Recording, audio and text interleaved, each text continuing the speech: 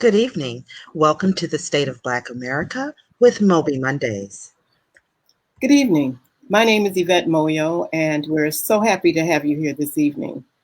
This is the first day of Black History Month, and of course at MOBE, every day is an opportunity to move forward with a sense of history, purpose, and mission. Our mission with MOBE, Marketing Opportunities in Business and Entertainment, is to be an accelerator, a business, brand, and career accelerator. And we've been around almost 30 years. And we've been able to measure our impact in terms of really providing opportunities for our people, Black America, to see the best and brightest in the industry, to build from their examples and case studies of success, and to make that cash register ring. And I know that's an old phrase, but basically, bottom line, we count what we deliver to our registrants at our symposiums. And MOBE Monday is our COVID pivot. And we've had over 40 sessions and conversations where we say only at MOBE. We'll tell you more about that, or actually you can read more about that on our website.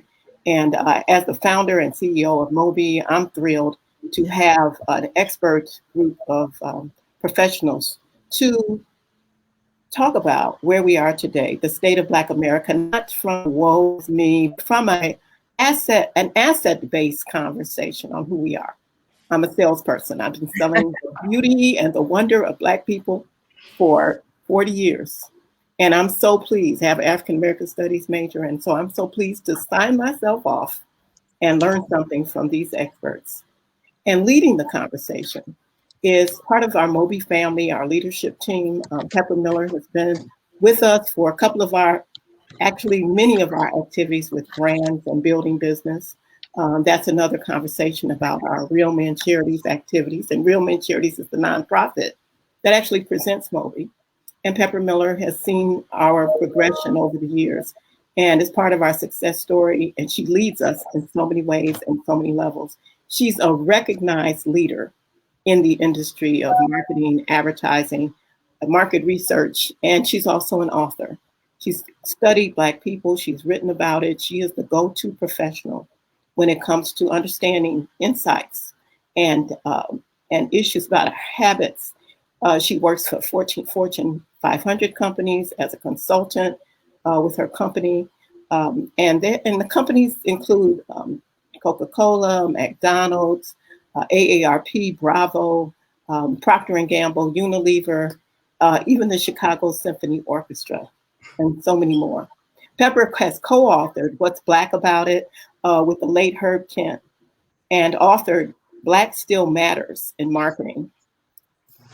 She's considered just the expert, and she's a lovely, wonderful person. And her third book is coming for the culture, evolution, reevaluation, and insights to win the loyalty of Black America.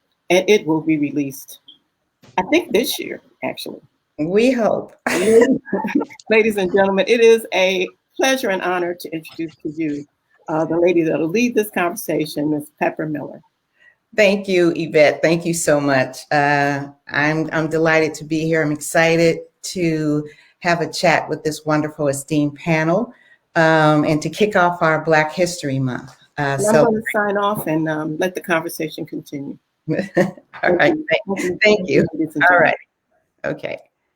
I'm going to begin with just some highlights from our panel's bios. They are extensive as their experience is as well. And I'm going to begin with our guests that are new to MOBE Mondays, Arva Rice and Bishop DeAndre Salter. So Arva Rice is the president and CEO of the New York Urban League. She's a passionate community leader dedicated to creating pathways of success for young people with a focus on girls and women in particular. She's a 2013-14 Annie Casey Fellow, a National Fellowship for Government and Nonprofit Leaders, focused on supporting innovation solutions. Her contribution is demonstrated by her contributions to New York Urban League is demonstrated by the 100+ years success and her leadership that directs a way for underserved African Americans to be educated, employed, and empowered across New York City's 5 boroughs. I was delighted to hear the empowerment message, Arva, in your bio. So thank you so much and welcome. Bishop DeAndre Salter is the youngest bishop in the state of New Jersey and the senior pastor of Impact Church in South Plainfield, New Jersey. Bishop Salter has a relentless, I love all this passion we have, a relentless heart to help people grow in faith, nurture their families, and become a vehicle for doing good. Bishop Salter is also a serial entrepreneur. He's a motivational speaker, certified financial expert, and he's the author of The Culture of Money, his new book, one of his newest books, and I ordered one this weekend, Bishop, and I can't wait to receive it. And the book really is a directive to the Black community to decrease our personal wealth gap while increasing our net worth. And I love that. And we'll get into that a little bit more. So no stranger to MOBE Mondays panels are my wonderful colleagues, clients, and friends of MOBE, Cheryl Grace and Tiyale Hayes. Cheryl is the Senior Vice President of Global Marketing and Consumer Engagement for Nielsen IQ and drive Nielsen's multicultural thought leadership strategy. She is a visionary behind Nielsen's award-winning African American Consumer Report, which celebrated its 10th year last year. That is wonderful, Cheryl. I use that information so much, and I was delighted to even work on the 2013 report with you. So congratulations. It's so important. Named one of the Black Enterprise's top 50 powerful women in business, Cheryl has been recognized with numerous national, regional, and local honors and featured in many publications. She is a bad you-know-what. Finally, we have the brilliant Tiyale Hayes, who was recently promoted to Senior Vice President of Brand Strategy and Marketing for BET Networks. And that his former position was Senior VP of Consumer Insights for BET. So Tiyale, congratulations on that. That's wonderful. Tiyale is a thought leader with a broad background in strategy development and a love, here's that passion again, a love for consumer understanding, consumer insights, and global innovation. In addition to strategy development, Tiyale's areas of expertise includes global team leadership, brand positioning, portfolio management, and he has delivered strong impact across many industries, including food and beverage, beauty, over-the-counter healthcare, and so much more. He's a frequent speaker. He's been here at MOBE too, and Cheryl has as well. For both private and industry conferences. And Tiyale has a bad Black Twitter presentation that is killer. It's absolutely fabulous, wonderful, engaging, and if anything, you should, remember that. So we have a lot of wonderful panelists with great products and services and passion for our community. Thank you again for taking the time to be here to share your insights and wisdom. So we're going to talk about the state of Black America, and I'm glad that the New York and the Urban League period just is letting us use this title because they have wonderful reports every year. But we're going to talk basically about a lot of issues from 3 overarching questions. Who and where is Black America today? That's the current situation of Black America. Where are we going? Where do we want to be? So where do we want to be in the future? And how does Black America get there realistically? So a colleague and friend of mine, George Fraser from FraserNet, said to me this summer that marketing will never be the same, and society in a way will never be the same as a result of 3 areas that I call disruptors: Trump, COVID, and George Floyd. So given these observations and from your personal professional experience, panel, who is, when we think about Trump, COVID, and George Floyd, plus all of our history, who is Black America today? What is the current situation? And how do we view the landscape and marketplace today of Black America?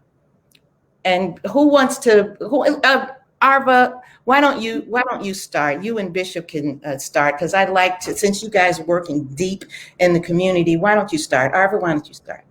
Well, I thank you. Good evening to everyone who has joined us this evening. Thank you so much, Pepper, for hosting this conversation. And this is wonderful to be reconnected to Bishop DeAndre. I have not seen you in a long time. And Tiyale, we work together, and it's great. Cheryl, the Urban League nationally works with Nielsen a lot. So it's just wonderful. I feel like it's an old home week.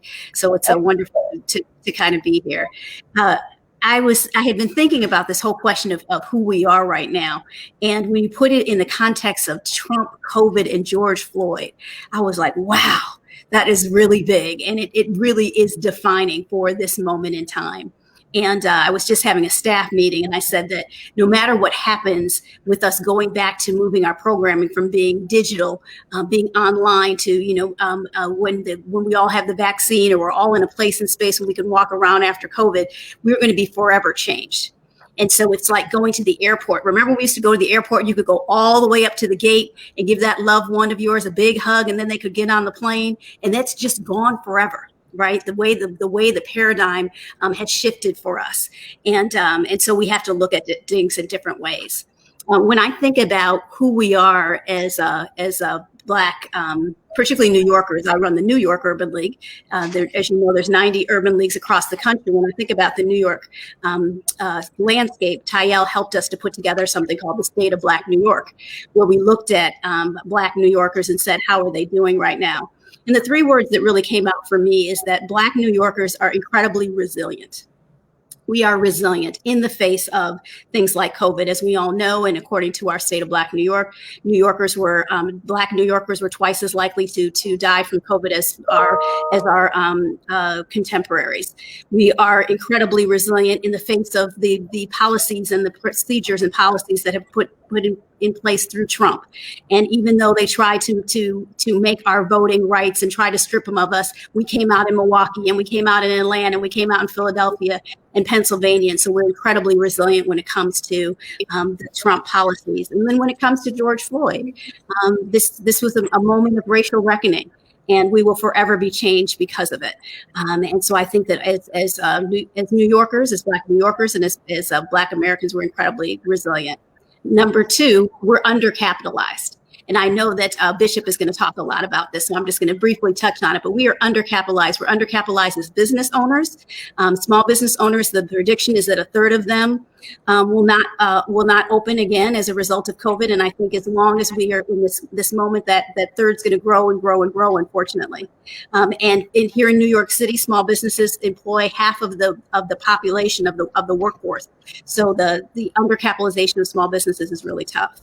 One of the things that we say in our State of Black New York is that over 52% of Black New Yorkers make $50,000 or less. So we're both undercapitalized as small business owners, and we're undercapitalized as members of our households. And so that's the second thing about Black New Yorkers, where we are right now.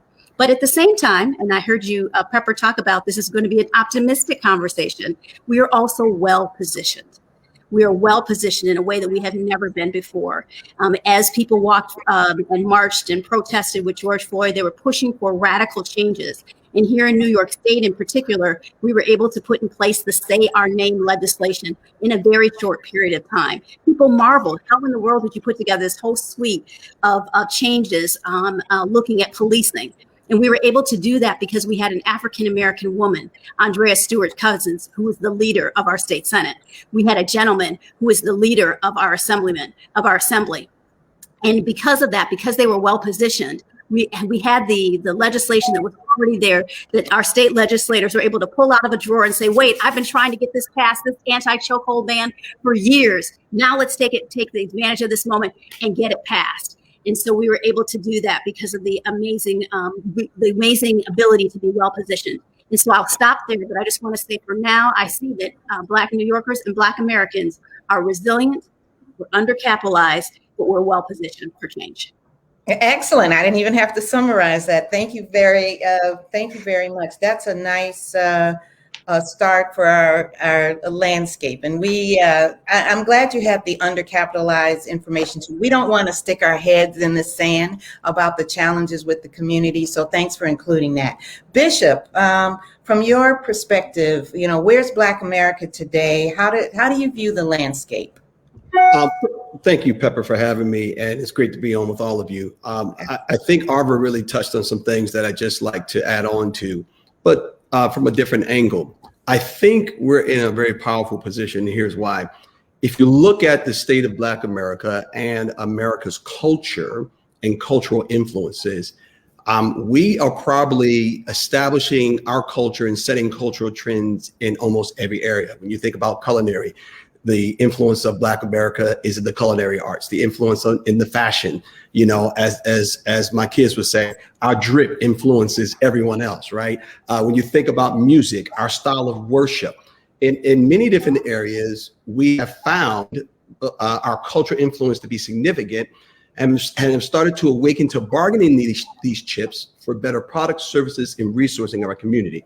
But there is one area that I'm very passionate about where we aren't influencing the culture positively, and that is about money, okay? Mm-hmm. And so we influence every area of the culture except for money. And so part of our challenge right now is most of the resources that are addressed towards us in terms of building our wealth focus on a very low-end problem of budgeting and restriction and saving. But we have bigger issues of that in our country. The state of Black America right now, particularly worsened by COVID-19 and Trump administration policies, is this. Black income is still half that of whites. Black unemployment still is significantly higher through every up and down in the economy than white unemployment. Black college degree holders, their degree holds less value for the same job as a white high school dropout. The research shows that.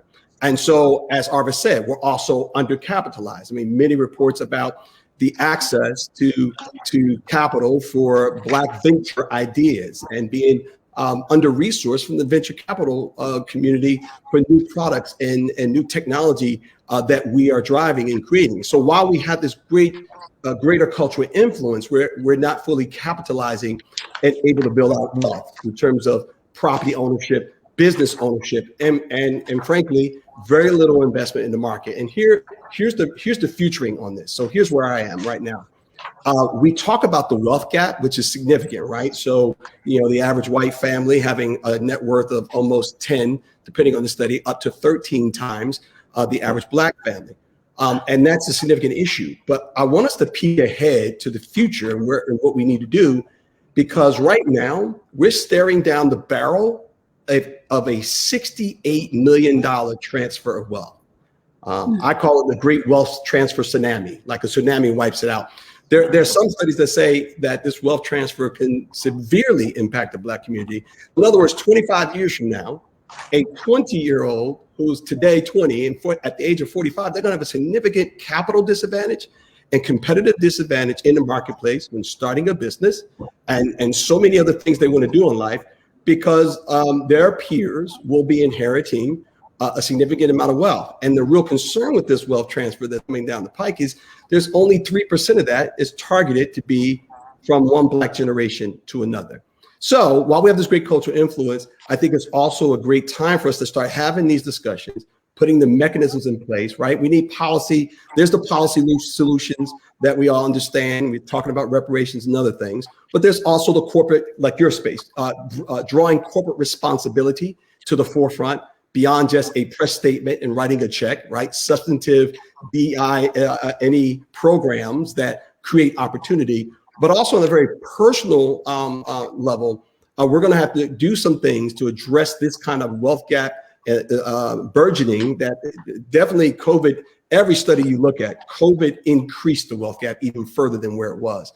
And so the real effect on this is that, again, it creates a long-term competitive disadvantage and a worsening capital base. And so I think we have an opportunity here, and I'm glad that momentum, I think the summer of 2020 really shifted the momentum around a lot of conversation. But I think this is one not only are we ready for, but others are ready for to invest in our communities. Thank you so much, Bishop. I love that you brought attention to the fact that when we think about influence, we influence every area except money. That was interesting. How our degrees have less value. That was interesting. And I want to add to that, I'm optimistic about the Black community and wanting to leave wealth. I've done a number of studies with banks, and we're hearing that that is on their radar, is to leave money to the next generation. So thank you so much for that, those insights. Cheryl and Tiyale, when we think about who is Black America today from a marketplace perspective, what do you say, Cheryl?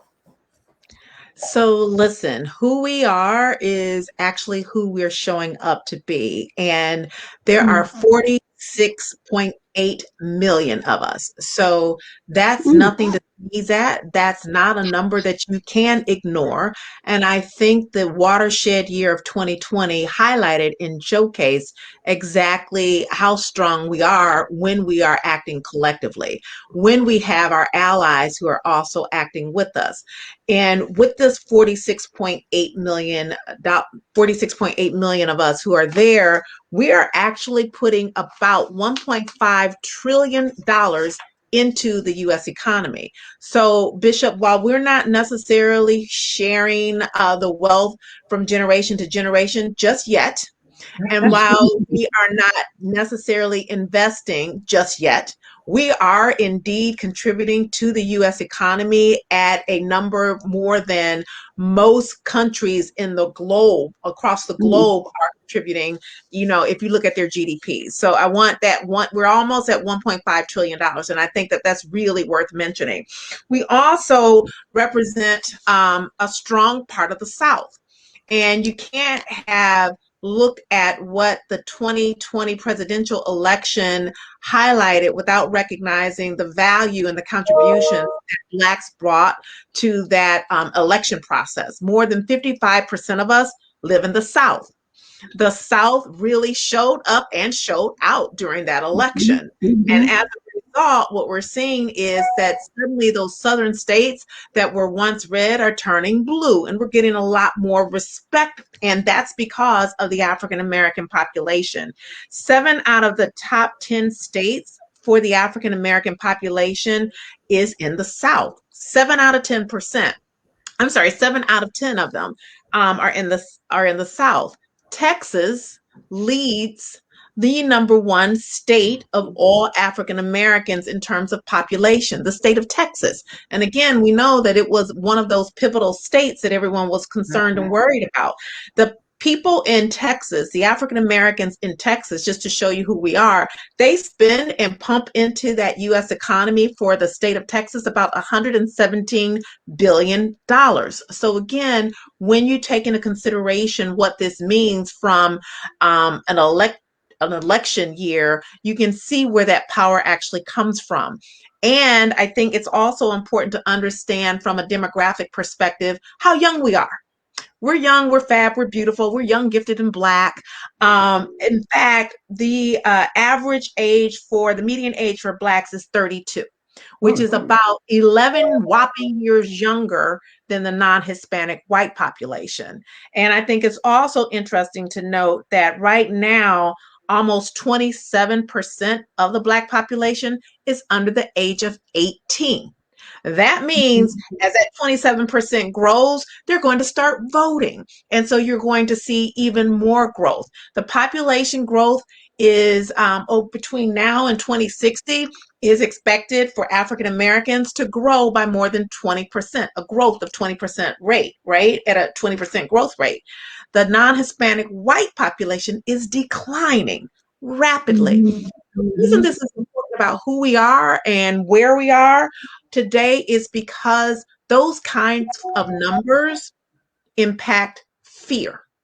They do. People are afraid of growth.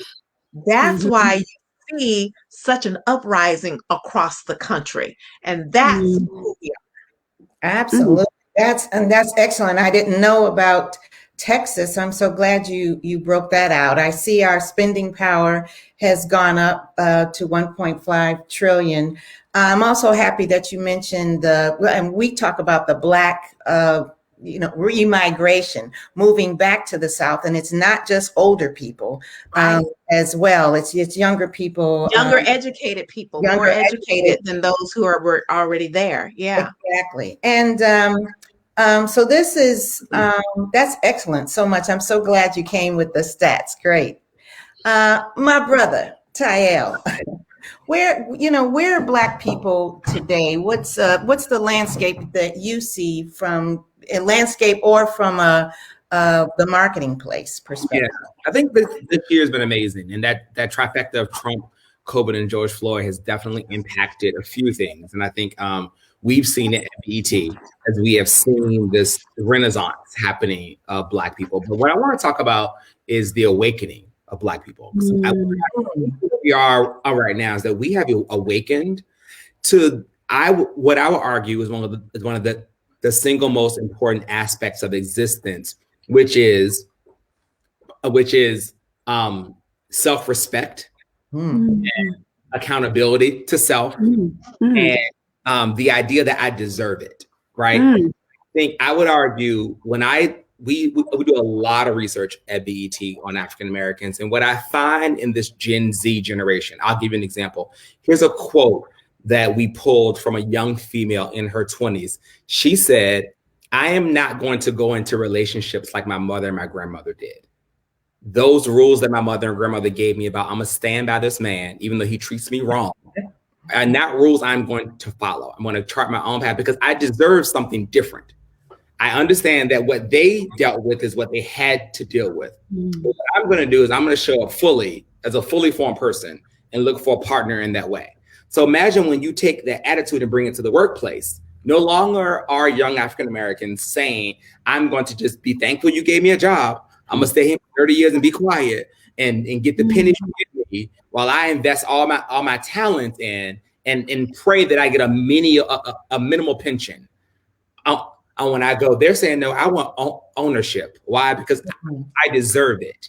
And the idea, the awakening that has happened because of these three things in many ways, and fueled by this younger generation who had a Black president. There's something very different in your mind when you're in high school and your president's Black, regardless of your situation. But now with that piece, coupled with what we're seeing now, the awakening has come where now Black America is saying, "I'm actually here. I'm going to demand what I want. And I'm going to show up. I'm not going to expect you to give it to me." And I think that's why you see the elections playing out the way they are. These people have always been there. What's different in 2016 in Georgia than in 2008? The difference is I see myself as a part of this society fully. I fully see myself here. And when I fully see myself here, I now can show up. And I think voting now becomes important. Voting now has become something that I just do versus voting becoming something that's a chore or a hurdle to jump over. I'm going to show up at the polls because I see myself fully represented in this society. And I think that awakening is what's going to be the biggest pivot for our culture moving forward. I love that.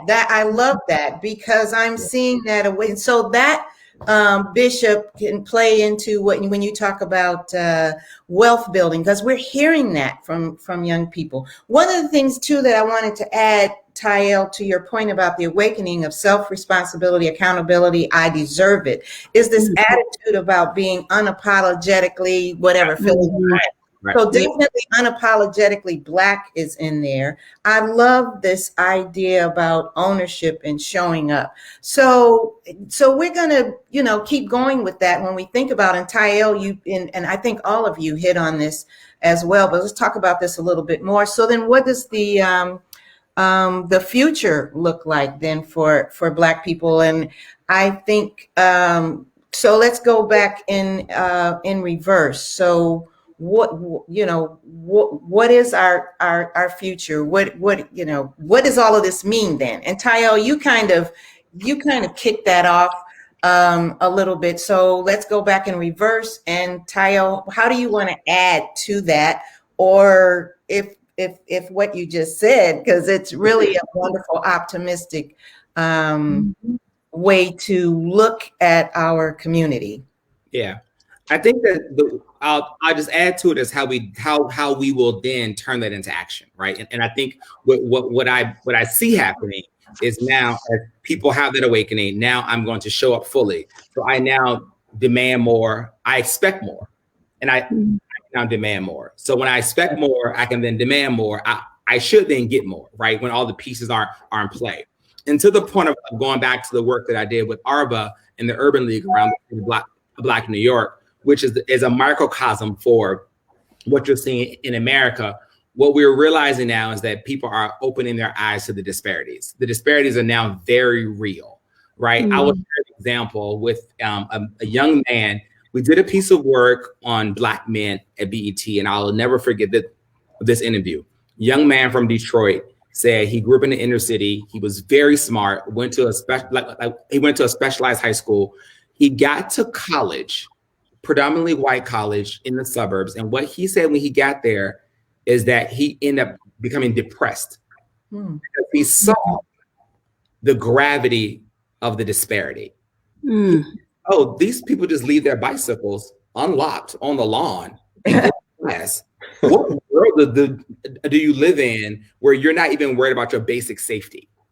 And he said he saw that and that was one of his fuel. That was his motivation. He turned that into motivation for himself. So what I think that we'll do is now that we see this, we can now begin to turn this into motivation and to address the disparities that we're seeing in education, the disparities that we're seeing in school funding. We can now begin to turn and action those things. And then back to the personal responsibility, my last point, we can turn it back into how we save, right? Because a big part of why we contribute so much is that we spend roughly 98% of our income. Our effective saving rate amongst African Americans is under 2%. And that we are saving nothing. We are spending a lot of money. And what we have to then realize is say, oh, if I forego this thing and then save, that's another way for me to be empowered to either buy a house, to pass on. And I think we're starting to realize those pieces. I'm hoping that is where we will go to really action what we're seeing right now. Exactly. I love it. There's an old term, badge value, that we've been using for years, but it's still very real for us in terms of wanting to confirm and create how we want to be perceived. And that pushes us into the spending in addition to our history. Cheryl, when you think about the future of Black America, what do you see? So I have to use that old phrase, that cliche saying, the future's so bright, we got to wear shades. Just within the last couple of weeks, in January, right? Not only did we see a African-American woman become vice president of the United States, not only did we see Walgreens name a Black woman as a CEO of, a major corporation. We also have seen Blacks stepping into our power where we see there is a lack, where we see there's a gap, where we see there's a need. I know in the news a couple of weeks ago, there was a story about Calendly. And for those of you who use it's a appointment scheduling app. I had no idea that it was founded by a young brother and based out of Atlanta. And it is in the news because it raised a $350 million investment, which now values the company at more than $3 billion. That just happened a few days ago in January. And then you also see the likes of Shonda Rhimes saying, you know what, ABC, I don't like how you treated me.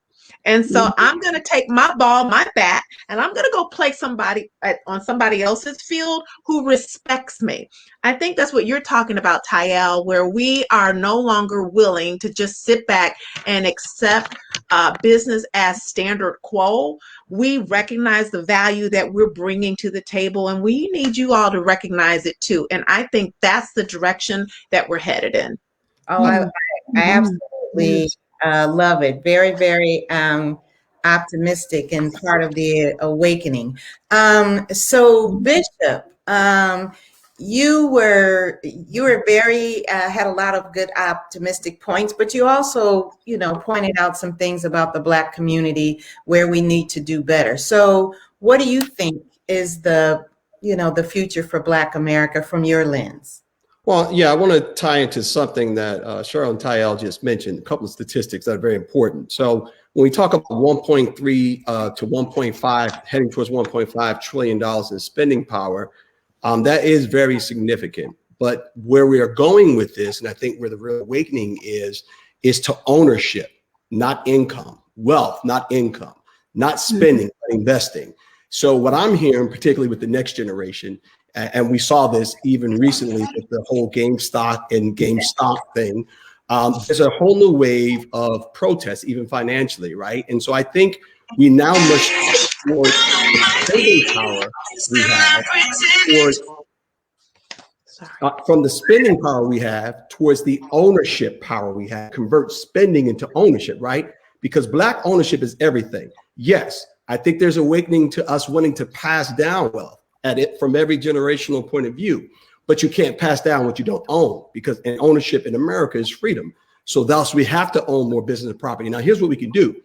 I think we're going is, and I think we saw this in the summer, Black spending power is significant, particularly when it's driven. Part of Martin Luther King's whole economic agenda was controlling the use of Black dollars to call corporate brands to the mat for how Black folks were treated and how Black folks were resourced with products and services. So we need to get back to that type of thing and move beyond any fad nature of, buying Black, but really get serious about using those dollars. And I think you're starting to see that in many different areas, because think about this. If Black people, here's a study that shows that if Black people just spend 10% more with Black businesses, it would create 1 million jobs, right? Now, that's significant. Why? Because after the federal government, Black businesses are the largest employers of Black people. Most people don't know that. We're the largest employers. So reinvesting those dollars in our community are very significant. So I think that you're going to see a lot more of that, a lot more awakening to directing dollars and creating closed circuit economies where we can, like what happened around the turn of the century in places like Durham and Atlanta and Tulsa. We're going to see closed circuit economies where we're trying to direct our dollars and convert spending into ownership. And by the way, I want to say something about this. Business ownership is significant in terms of reducing the wealth gap and creating wealth. Why? Because studies show that a profitable business can increase Black family wealth by 4.5 times. In other words, owning a profitable business has the greatest influence on you being able to close that wealth gap beyond policy changes, beyond acts of corporate responsibility. Owning, so I think you're seeing this now. We especially see this last thing with Black women. First of all, I'm flabbergasted by the results of Black women. I mean, just look at this call. I mean, 3 women, 2 men. Now watch this. Black women really need our dollars. They really need, if we're going to spend 1.5 trillion, we need to be spending it, particularly with Black businesses, but especially Black women, because 89% of all new women-owned businesses are Black women. Yeah. Right? So even though they only make up 39% of the population, so Black women are killing it. And so even in our project, what we're trying to do with our platform, we use, Black professionals throughout every area. Why? To recycle those dollars in the community, because as Cheryl said, we're going to spend $1.5 billion. The great opportunity we have, and I think people are awakening to, is not just pooling resources, but directing resources and putting those dollars in the hands of Black professionals and Black business owners to perpetuate this economy that we really need. And I think it's an exciting opportunity. And the last thing, young Black men are really where it's at as well, because I spent a lot of time, coaching, mentoring young Black men on their finances, in their lives, and their families. And I also think you're getting ready to see a huge renaissance, and some of the stuff Tiyale talked about really hits on this, a huge renaissance in young Black men understanding that there are many opportunities, particularly in the area of ownership. And you're already seeing numbers to see younger Black men and women opening businesses, whereas before many waited to as a second career or later in their career to start a side hustle. But kids are coming out of school now and they're opting to just start a business, right? Because if there's a ceiling, I'll break it. I'll just create my own. and create my own room, and there won't be a ceiling. So I'm very excited about our potential and where we're going with this. I love it. And I love that Tiyale's awakening from the first question, where are we, has spilled over. You know, he talked about it in that sense in terms of where we are now and in the future and possibly even down the road. I'm glad too, Bishop, that you mentioned young Black men. That was one of the questions I was going to ask, because there's so much emphasis on Black women, but there are a lot of wonderful, good Black men. We have 2 of them on this call. We have several of them in our MOBE organization. I love that Ed Gordon talked about Black men and positive Black men in his book, Conversations in Black. He also talked about the challenges, but I'm happy to hear you mention that here today so that we will not forget our brothers. Arva, to wrap up this question in terms of the future of the Black American community, what do you see as the CEO of the New York Urban League from that lens? What are you seeing from there and personally? Sure. Well, Cheryl, I wanted to thank you. I do believe that the future is very bright. I also think that the future is complicated. And the reason why I say it's complicated is because the work that we're talking about doing is literally taking apart systematic racism. There's a old saying that if something was easy, that it would be done already. And so the work that we are trying to do and starting to do right now is not for the faint of heart.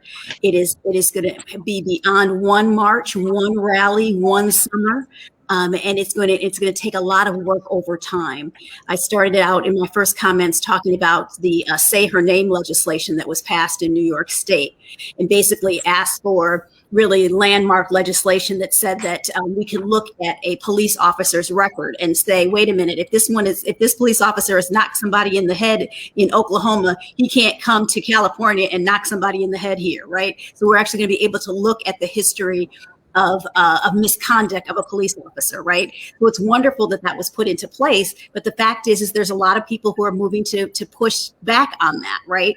And so the work that I'm involved in, I'm currently a co-sponsor of a commission that's our governor has called for an executive order for every police municipality to look at how they're interacting with the community and to put together a set of recommendations. And so as we're putting together the recommendations, we have a police commissioner who has a lot of good things at heart, but is also a police commissioner, right? So he is looking out for his men in blue, right? And so we're at the table trying to think about the work of the community, and we're pushing against some long-held beliefs, some long-held systems, some things that are policies, some things that are practices, some things that are in law. And it's not going to be, one summer that's going to get us to dismantle that.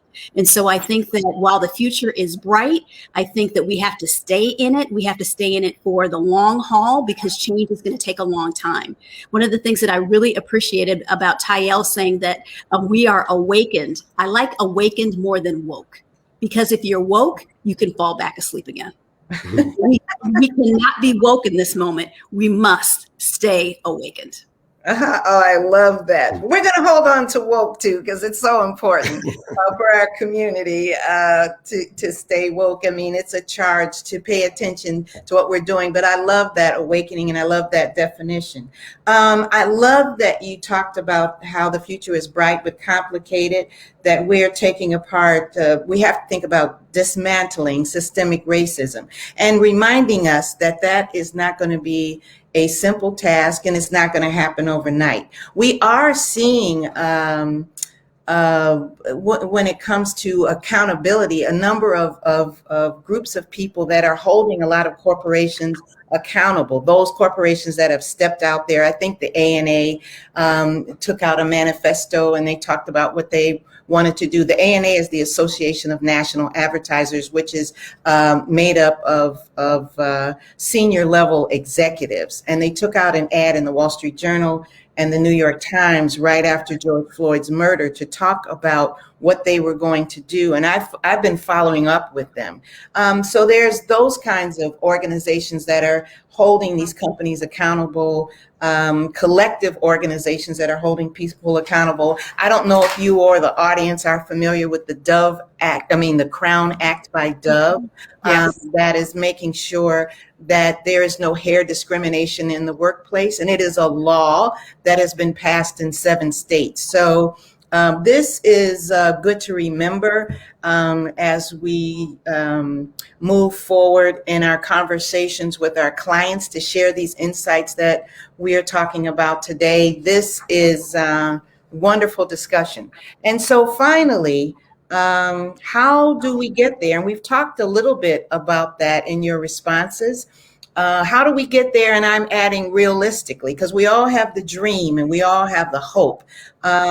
Arva mentioned that it's complicated when we think about, where, what our future is. But how do we think we get there? And maybe it's what you've already mentioned in your responses. So Cheryl, how do we get there? What do you think? So I think there are a couple of things. Number one, we have to listen and try to understand each other so that we are acting collectively and not individually. And I think it's also important, as we saw in 2020, what happens when we all come together. And I know people say that we need to have allies. I need to take it another step up. We need to have accomplices. I need somebody who is fighting right there with me, not supporting me from the sides, but who is in there fighting with me. That's an accomplice. And I think that what we need to do is to not step back as 2020 gets farther and farther away in the rearview mirror.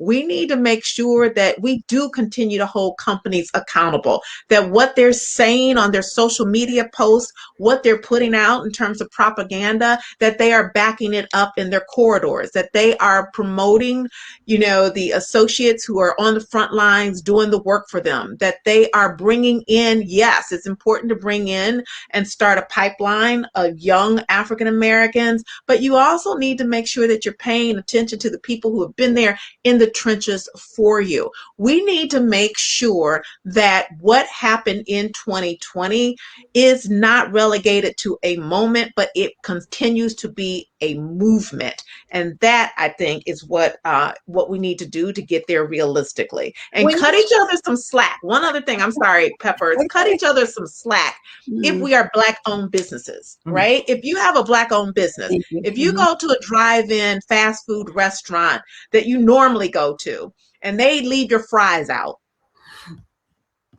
you go back and you give them another chance. But let a Black-owned business do the same thing. And what we're like, oh, I'm never going back there. They keep making mistakes. They keep screwing up my order. I really think we need to cut each other some slack as we go through this movement. That is my mantra too about supporting Black businesses. We're definitely on the same page. But do you think we're demanding enough for systemic change, Cheryl? And when you say we, do you mean all of we as the people, Black people, the Black community, or we as leaders in crafting messages, like we, the panel that we have here? Who is the we we're talking about, and are we doing enough? The we is collective, because so often what I have found is that there is an expectation that we as the common consumer or the common person in the population, we don't have to do anything because the leaders will do it for us. And the leaders need to know, the Urban League needs to know that they have our support, that we have their back when they take up these causes. Our elected officials need to know that the collective we have their back. And so I think it's a combination of everyone, but not one person can do this. And if you think your voice isn't strong enough, loud enough, join with someone else, because together we really can have more of an impact. But don't stand back and wait for somebody else to do what you think needs to be done. Find a way to get it done. Got it. Thank you so much. Tiyale, how does the Black community get there realistically? What do you think the plan is? And I think, again, a lot of us touched on that in our conversation. Is there something additional to add to that? Yeah, I think Cheryl really kicked it off. And I think the only thing I would add is I'll start off with one of my personal revelations on this journey of really understanding culture and myself. And that it sits on the foundation, my belief is that the greatest travesty of discrimination, slavery, segregation is the self-doubt that it left with us as a people. That's the greatest travesty of it all. Everything else kind of moves away. But what we have been left with as a collective is the idea that we don't think we are good enough. That I don't have to vote in Mississippi, even though we're more than half the population. We can do anything we want in Mississippi because Mississippi is more than half Black. But we choose to not vote. We choose to not demand education. Someone said to me of the Jewish faith, said to me once in New York, I don't understand how Black people allow New York City to educate their kids the way they do, because Jewish people would never stand for that. No. And I said, and it hit me like a rock. Like how, and I'll share this.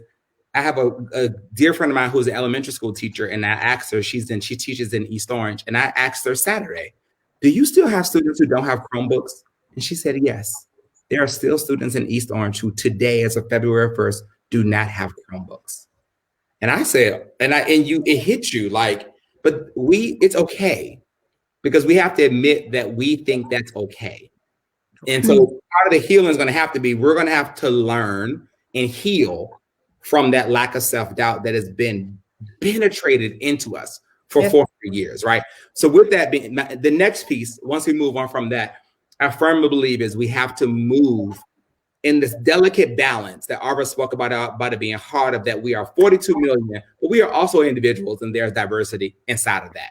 That's and right. I speak of that as a Black gay man, where some rooms I'm allowed in, some rooms I'm not allowed in. Some rooms I can get on the stage, some rooms I'm supposed to stand in the back. That's right. And I'm like, well, wait, but it's all Black rooms. Why is it in the space? Because there are certain people who still don't think I should have full rights. Okay, cool. So if it's okay for you to not think I should have full rights, why is it okay then you open the door for it to be okay for a white person to say that we shouldn't have full rights? And we go down that whole road of, no, it's different. No, it's the same, because it's all rights, right? It's kind of how we show up. So I think the idea of how do we make sure that we allow for diversity and we achieve to a common goal without the assumption that we always have to be the same. We all have to do the same thing in the same way. There's room for Tyler Perry and Lena Waithe and Shonda Rhimes. They all play a very different role. We don't have to attack any one of them. Just let them all exist. It's 42 million of us. We can all enjoy that. But we have this idea sometimes that we have to eat the same food, same restaurant, same place, same school. And the last thing I'll say in that is, as we move this forward, one of my dear friends, John, always asks me, what is your ask? Ask. So I'm complaining that I don't like Kamala, but have you asked her for anything? What do you ask for? If I spend all my time in the Facebook feed talking about how I don't like Kamala or Biden or Trump or whoever, but I've never asked for anything, how will I ever get anything if I've never asked for it? And so I think we have to formulate our ask as a people, though. So that's where it gets hard. You got to get 42 million ask into one sheet of paper. We need a really good, really good strategist to do that. But getting 42 million ask in one sheet of paper so we can be clear about how we move forward. And I'll share this as an example, borrowing from the other group that I sit in, the LGBTQ plus group. When Hillary Clinton came out during her campaign and said, I'm going to make PrEP available nationwide, that wasn't her idea. She wasn't sitting around thinking, you know what, let me go and make sure that an HIV drug is available. It was that ask from the community. You will give me support if you give me these things. I think that we do a lot of sitting around kind of expecting sometimes that we're going to get it without actually being really, really thorough and strategic, very strategic about what our ask is going to be back into the system first. It's wonderful. I love that. There's still, I love that you brought up, how our beliefs and how we still believe things. James Baldwin has this wonderful statement about that, about how we didn't, we believe the story that was told about us that we were less than, and that's carried on generation to generation. There is a lot of pain and there's a lot of shame in our story with slavery, but we have to keep talking about it and integrating it into these conversations. I love that you talked about the diversity of Black people. Some of us are insulated, some of us are assimilated. We don't think about Black people being assimilated, but our younger people who are predominantly raised in white communities can take on that idea of that, and it's okay. It's not a judgment, and I think that's very good. And it's still Black, and they're still Black. Different experience. It's a different Black experience. Absolutely. And you can't tell people that they're not Black enough. Exactly. Absolutely. There's a lot that we have to do. So we only have about maybe 6 more minutes, but I want to, and I think we have a couple of questions, but I did want to get to Bishop and Arva about the plan in terms of, how do we get there realistically? When we think about the future of Black America, how do we get there realistically? Bishop, you want to start? Yeah, I mean, I think, everything that's been said is truly awesome. But I want to make a little shift here towards, hope is very important, but hope and faith need action, right? And so I want to speak a little prophetically to us about what we need to do.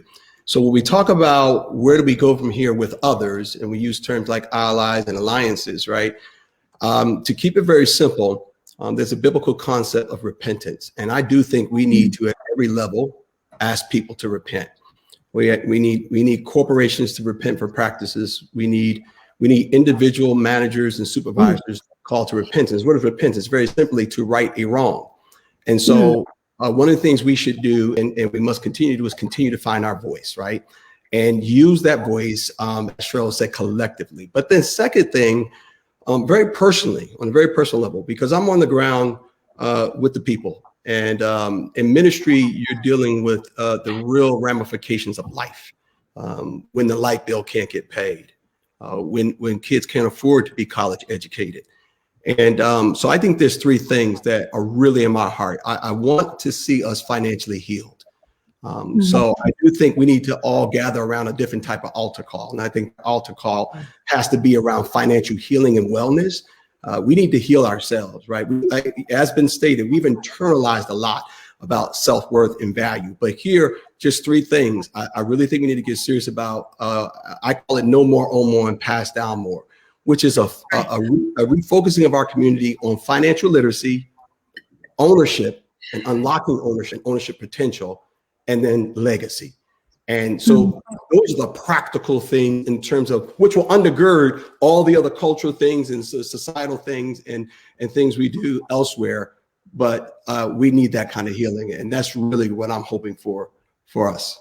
I love it. So it's own more, pass down more, and missing one. Own more, know more, pass down more, because they're all a subsequent order. You can't pass down what you don't own. You can't own about what you don't know. What you don't know. Okay, know more, own more, pass down more. Excellent. Thank you, Bishop. And Arva, how do we get there realistically? And then we'll probably have maybe a couple of more minutes, and because I do have a couple of questions, one for Cheryl and definitely one for Bishop. Okay, good. Well, I have to tell you, it's always hard to speak after the preacher. You need to stop.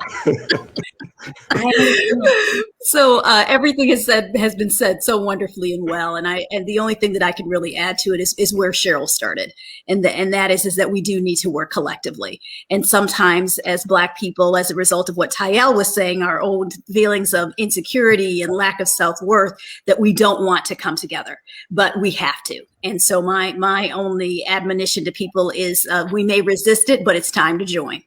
Whether it's joining the church, whether it's joining the NAACP, whether it's joining the Urban League. If you're already a member of your girlfriends, your links, and your boule, you need to look at who you're doing your community service work with. If you're doing community service work with somebody who could, be your child, then you're not going actually into the community. You're not actually making yourself feel walking into a room and saying, I'm not sure if I'm gonna be able to connect with this young person, but I'm sure going to try. We have to push ourselves, because the fact is that the divide that we have in this country between Black and white, there's a lot of divisions between African Americans as well. We talked about this already earlier in the conversation, right? So you got your degree, you got your HBCU degree, you moved out to the suburbs, you got your great job, and then how are you giving back? How are you actually meaningfully interacting with members of the community? So I encourage everybody to join. So what's interesting, and thank you, Arva, is that when we talked about, how do we get there realistically, I'm hearing a lot of comments coming back on the Black community that our responsibility. So we have to be more responsible. And I know, God, we only have a minute, but for those marketers and brand people that are listening, who have tuned in, in a phrase or word, we've got a lot of responsibility. We have things to do, and I think that's great. What is a company's responsibility? Is it kind of what Tiyale was saying? They too have an awakening? Oh, I'll just add my 2 cents on this. I certainly think companies, that's why I said I used a very biblical term about repentance, but it really is calling to mat those who need to right wrong. And so I think one of the things that we ought to talk about is, I do think corporations have a responsibility to advocate for Black wealth building, for the survival and the permeation of Black culture, because I think our country prospers more when all of its citizens prosper. It's not just morally right to undo the harm that's done. It also makes good business sense to undo some of the systemic damage that has been done. And I also think not just advocate, but invest, right? So corporations, again, back to where we started earlier about Martin Luther King, our dollars are important to corporations. So corporations' dollars must make an importance in our community, must do more in our community. And I think the third thing is, corporations have to, particularly, so I also own the largest Black insurance brokerage in the country, okay? And we have offices in various places around the country. Now, here's the thing. I'm often talking in my industry of financial services, when I'm outside the pulpit in the marketplace, to CEOs and trying to convince them to use their influence, their privilege, their power to remove barriers and systemic and otherwise. So yes, they certainly have a responsibility. And I think this is where we can use, a big push from the corporate side. Great, thank you. Corporate responsibility, and what does that look like for a brand manager that's listening, or a researcher in a big corporation that's listening, or an entrepreneur that's listening? What should they do? What's the plan for them? So I think from a corporate perspective, it's really important for you to listen to the voices of those who have a seat at the table. So the first thing is to make sure you have people who look like us at the table. And the second big thing is listen to them. When you start seeing all of these major stories in the news, like we've been seeing from major brands, and you see that they're being sued for discrimination, you know that it didn't just happen in a vacuum, that there had to have been people who inside all along was trying to gently pull, the CEO's coattail to say this is happening and we should be aware of this. And when you don't listen to those internal voices, then you make yourself vulnerable as a corporation when it becomes something that's public. And so I think it's really very important to honor those that you put into places of responsibility. You can't have just figurehead Blacks on your role. This is not the 50s anymore. We're not just going to show up and just smile just because we're so happy to have a job. You need to listen to us. Listen to your people.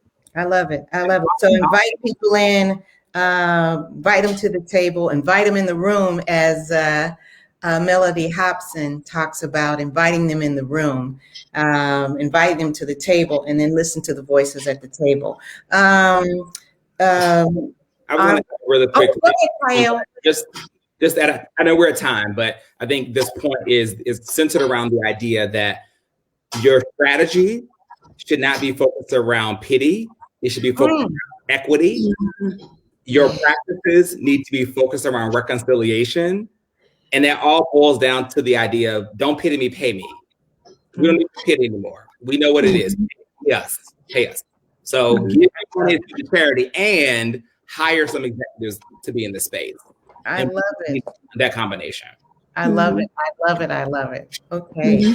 We have some questions before we go. Ooh, Lord. Hold on. Here's a question for Cheryl, and I could probably contribute too. Curtis Morrow on Facebook wanted to know, where are the $1 trillion coming from in spending power? Where is it coming from? Yes. So we hear in the media that Black people don't have any money. Black people aren't working. And so the spending power continues to rise. So, what's up with that? Yeah. So that one of the things in Bishop, I think we're talking about the same issue, but from different sides of the coin.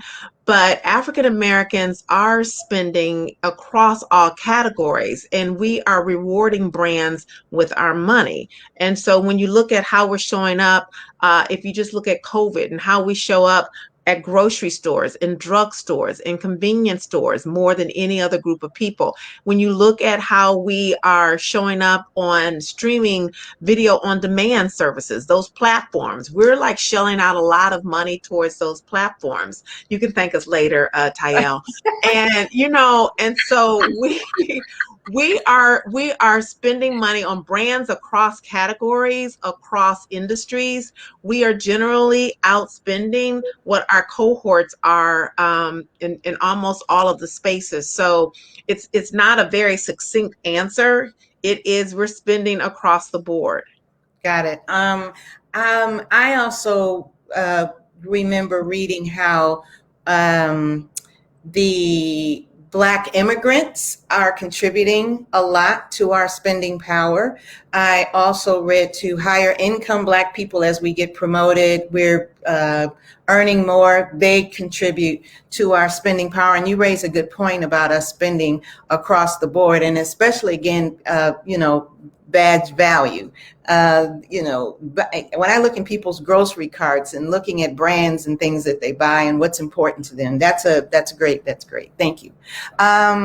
So from Renita Bryant for Bishop Salter, she had a question about ownership. She said ownership is definitely important for wealth transfer, but how can we balance that message causing everyone to start a business and no one wanting to work or be employed by that business? She says over 90% of our businesses are already owner operated with no employees and at the risk of closing. So will owning more businesses exacerbate the issue? All right, so I appreciate the question, Renita. And so I just want to address just a quick context. So there's a context for why 90% of our business are owner operated, and mainly it's a capital and resourcing issue. Again, when we talk about some of the systemic effects, we don't have access to often the same capital bases that other groups historically have had access to: bank loans, equity investment, and otherwise, and even family members. Most new businesses that start are able to start with investments from family members. But if our family members don't have the excess or the margin to invest, which many of our community have not had access to those type of family members that could invest, then again, we're left to scratch, claw, and have a hustle business. Now, so while we may look at that 90%, I don't think it's a problem, because ultimately we have an income problem, not a budgeting problem. I frankly don't think Black folks make enough money. We don't have enough money, and we need multiple streams of income. So if starting a business in that 90%, that's also including side hustlers and moonlighters and every other term. And my goal is 100% of us, actually 100% of us should have those other side incomes and other business ventures where we can build up. And again, I always like to say, listen, work your 5 to 9 until it becomes your 9 to 5, right? So I don't think there's a problem with that messaging, because frankly, we still have an income problem when all things are said and done. and a side hustle or business. Now, last thing is where we also can grow is in collaboration. We've heard this word many times, pooling our resources together, investment groups. I have a friend, the Chisholm family. I mean, they started in Newark, New Jersey 20 years ago, a family investment club, and built hundreds of thousands of dollars in investment capital by working together with small dollars. I'm talking, $20, $50, a week into a pooled investment club. So we can do it for equities and we can invest in each other's businesses. So I don't think that's a problem at all. I agree, and I think maybe Renita probably had some personal experiences or an observation, but the Black businesses that I see, and a lot of Black businesses hire family members to come in. Sometimes it's good because we want to help our family, but sometimes it's bad because family can kill and wreck your business. But I'm seeing that Black people that work in family businesses want to work there. Maybe not long term like in other cultures where they have to take on the business, but I'm seeing more engagement with Black-owned businesses as well. There's one more question from Tammy, and it is for Cheryl, and I was looking for the number. Cheryl, maybe you can remember.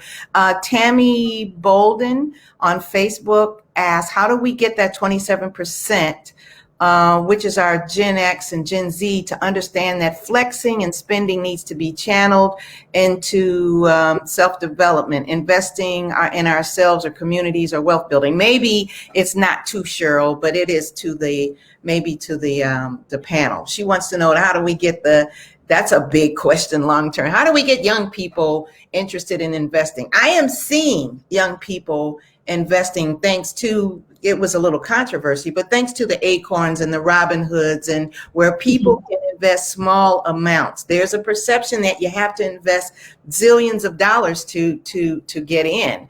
But thanks to those small types of opportunities, we're seeing people investing change and $5 and $10 and buying pieces of stock. Anyone else seeing that, or to help Tammy to answer the question of how do we get young people to invest and save? I think it's what you just talked about, Acorns and some of these other platforms where it used to be in our generation, you walked in, you emptied your purse or your pockets of change and you put it into a jar. And now these platforms have found a way for you to level up to your next dollar amount and put that change over into some type of an investment and watch it grow. But the difficulty is, and Bishop, I'm sure you have a take on this, is when you see that it's grown, because I do that with my spare change on Acorns. And when I saw that, I had $5,000 just from throwing in my change, my sister was doing the same thing. She took hers and she went shopping with it, right? and that's the problem is, we see the money and we get excited about it and we don't think about how we can compound that so that it will continue to grow for us. So I think it's really important not to think about new and shiny and now, but to think about what this looks like for me if I'm 20, when I'm 40, and when I'm 45. Oh, that's excellent. And that's still, an old school way to talk to young people, but put it in relevant terms about what you can have in the future, helping them to peer and see what's in the future. So, it's time to, it's time to wrap up. We've gone over a little bit. I don't even know if we have time for a wrap-up statement, or Yvonne, do you need to come on? But I want to thank the panel. This was a robust conversation, very thoughtful, very insightful. Much respect I have for all of you. I have copious notes. I will be writing articles and including a lot of these comments in my book and quoting you guys in my new book as well. So, Yvonne. Thank you. And thank you to the panelists for a wonderful Wonderful session. We are switching to an every other week format. So our next MOBE Mondays occurs on February 15th. We'll be talking about Black equity and activism in sports, moderated by Mark Gray, featuring NBA All-Star three-point winner and two-time world champion Craig Hodges, Olympic gold medalist and tennis champion Zena Garrison, and ESPN journalist Scoop Jackson. And now a word from one of our co-founders, Yvette Moyo. Hi. Oh, thank you guys so much. That was such a valuable conversation, and you really delivered. You over-delivered on my promise to our audience to have an asset-based conversation. And I do have a few wrap-up points. You all did a great job on wrapping up.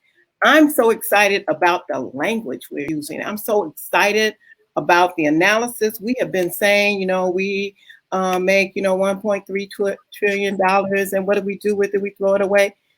We do what we have to do as a people. That's what we've done with our money, right? Because we had no assurance of longevity. That's right. No assurance of longevity in job and in living. The life expectancy of Black males probably 15 years less than the white male. We don't have this robbing us from grandfathers for our children, robbing us from a possibility of husbands in a later life for Black women. I could go on, but what you all said is that we have 46.8 million Black people, approaching $1.5 trillion in contributions to the American economy. And we are going to go, and we're on our way from woke to an awakening. This is a period of the awakening. It sounds like Young, Gifted, and Black. It sounds like I'm Black and I'm proud. Right. And I mean, that was energy. There's no stopping us now. I mean, I could just go on and on about where we are in our head and our heart. And what we have to do is all be evangelists for the masses of people who are so accustomed to seeing only the downside, because life has proven to us the reality of being in America says there's only a downside. But now is a time to think differently. And I love that, Bishop, the biblical references. I mean, I'm going to just say, unashamed, unapologetically Black and unashamedly Christian. That's to be nice to each other, to forgive each other for faux pas, for making a mistake, for not living up to the expectation, for giving and moving on to this great future that we can create for ourselves. Nobody's going to give it to us. I love the gems that we came out with. Wow. We talked about from spending to ownership, from downtrodden Black male to engaged Black fathers and men having businesses and contributing and living longer. COVID has showed us at least to eat a little differently, to think a little differently, to move about a little differently. We have hope, we have possibility, and we have the ability to build for ourselves.